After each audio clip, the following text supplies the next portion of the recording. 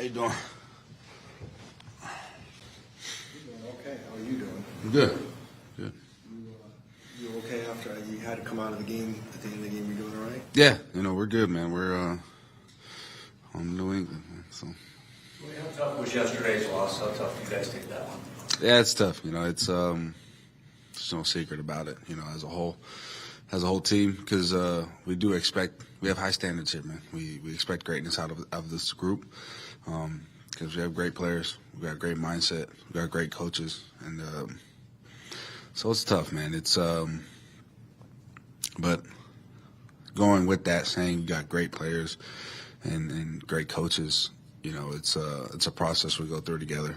So it's something that we're willing to learn from, willing to grow from, and lean on one another. So. On top of that, how tough are the 3 losses in a row coming out of the bye week?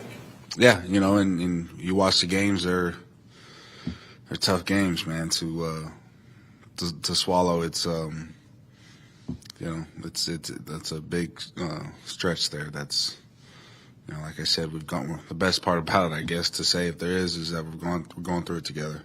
So continue to lean on one another and full throttle ahead, man. That's shown they can win and on a consistent basis already this season. So what does it take either mentally, physically on the field to get back into the win column? Yeah, back to the drawing board of throughout the week. Learning, watching film, flush it, and back to work. And I think the biggest thing that we hang our hat on is we practice hard. We practice with high energy, good energy, smiles, laughs, and like we said, we're a group that's gone through a win streak and understand what it takes. And anybody that goes to practice and around this building knows that it doesn't change throughout the week. It's something that we strap up on Sunday. I said it on the radio the other day. Was we see each other Sunday morning and we smile like, oh, it's on. Like this is what we live for. So yeah. This team has been. It was kind of a huge process that Monty and JG undertook as they came in and kind of restructuring everything and rebuilding. Do you guys take something out of that you guys are trending up, and that whether or not you make the playoffs or not when this is all over, that you guys are going in the right direction? Can you look at it, or in the middle of all this, is that kind of hard to look at it that way? Right. It's I think the biggest thing is we all know we're here for a reason, right? Everybody plays a role in this team. Everybody's got a job to do. Do your 111th, and I think that's the beauty of this team, and specifically to talk as far as the defense, right? And there's a reason why you got K. White, Mac Wilson, Buda Baker, right? You got all these dudes that are just dogs, right? And they're headhunters, and they're able to, flush the good, the bad, and that's the thing that I've said throughout the season is the beauty of is in 6 days you get another opportunity, right? And you have these vets that have gone through everything throughout their careers, right? And so they bring that experience, they bring that mindset, and if it is a young guy that hasn't gone through it, it's something that's why we're here. You're vocal leaders that have good mindsets throughout the week, and being able to tell them like, hey man, every play counts. I promise you it does, right? Like so. Yeah. Is there something you could pinpoint to being the difference after the bye for you guys?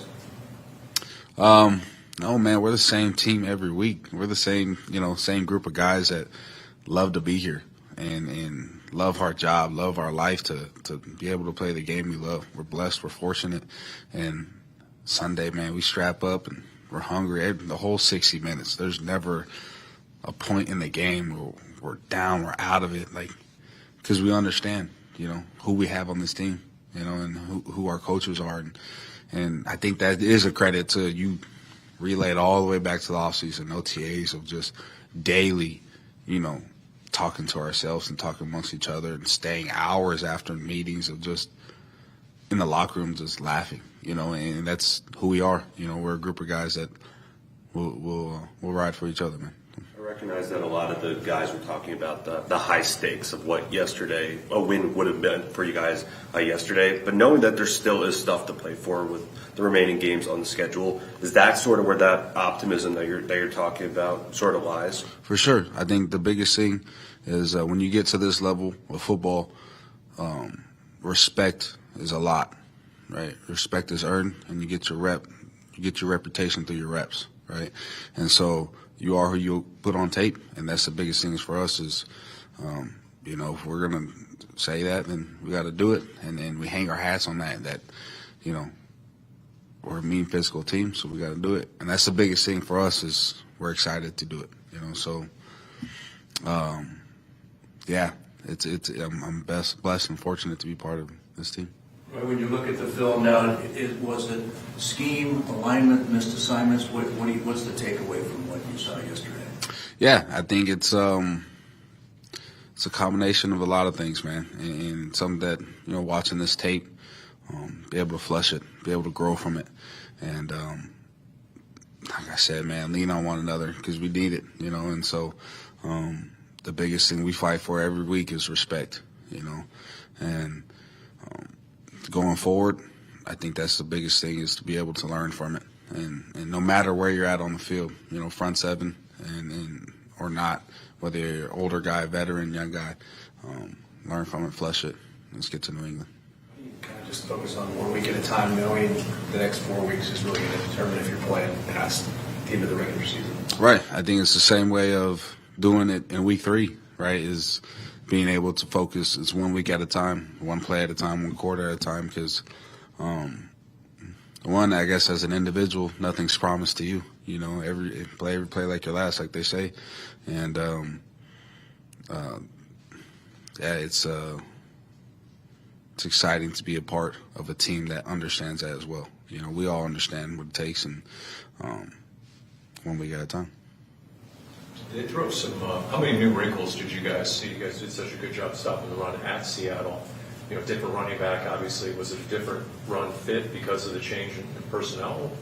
How different was the challenge, I guess, in this game, trying to stop the run versus at Seattle? Yeah, I think they executed at a high level. I think that's the biggest thing is they executed. Man, he played a great game, and that's something that we got to look in the mirror for and take accountability for.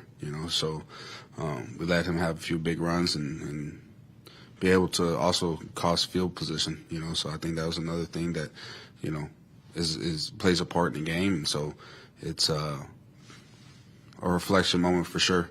For everybody, and hats off to them. They executed at a high level. Sudden change is a big thing too, Roy. When you're on the sidelines and there's an interception, you right back out on the field like that. How tough are those situations? We live for that, man. You live for that. As a defense, like I keep saying, you're part of a group that hangs your hat on being dogs and respect. Like you live for that, man.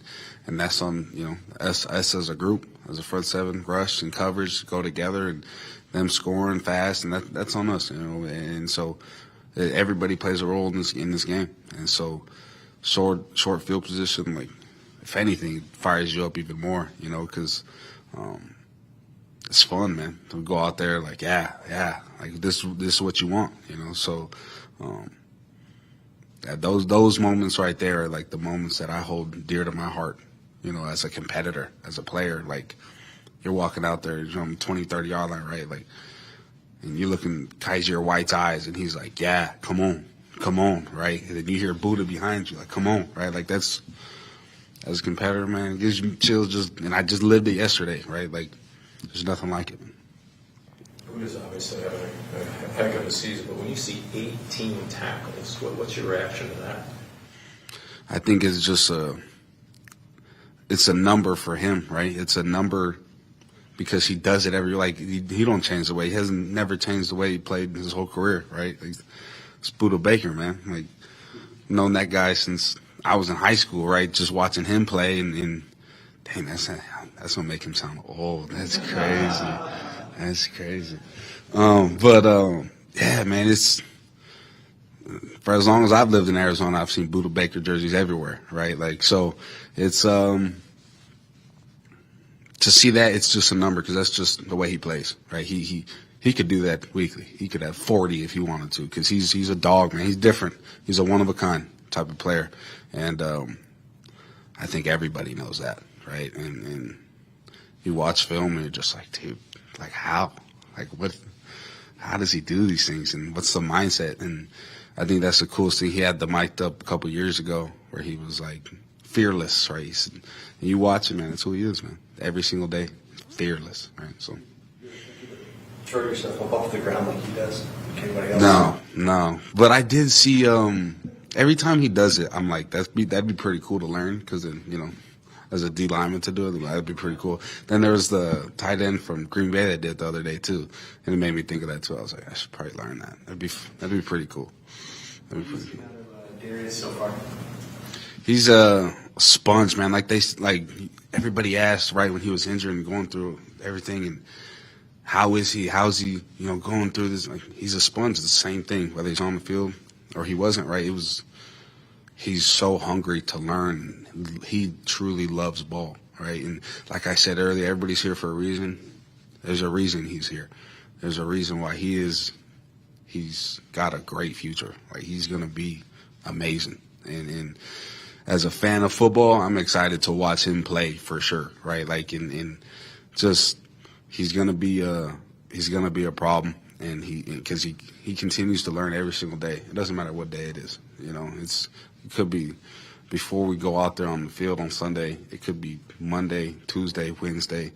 He loves football, man. Is there something that every rookie defensive lineman learns at some point, you know, going from college to the pros? You went through it not that long ago. Is there something, I don't know, that every rookie learns along that defensive front? Yeah, I think the biggest thing is when they say, you know your role and you play it. I think that's the biggest thing for me that I learned, and I guess I could relate to young rookie D linemen is, you know, you go from college of being able to play any gap you want, right? Like, and so here it's you got groups, you got schemes, and so being able to play within those schemes and your style of play and everything, it's that would be me, you know. But I also say don't compare yourself to anybody and run your own race, and everybody's got a different journey, you know. So I can't speak for everybody, but I know for me the biggest thing was to understand that this is what I got to do on Sunday. This is my job, right? This is what I bring to the team, and it needs to be done, right? So some people got different roles than some others. So Thanks, Roy. appreciate you.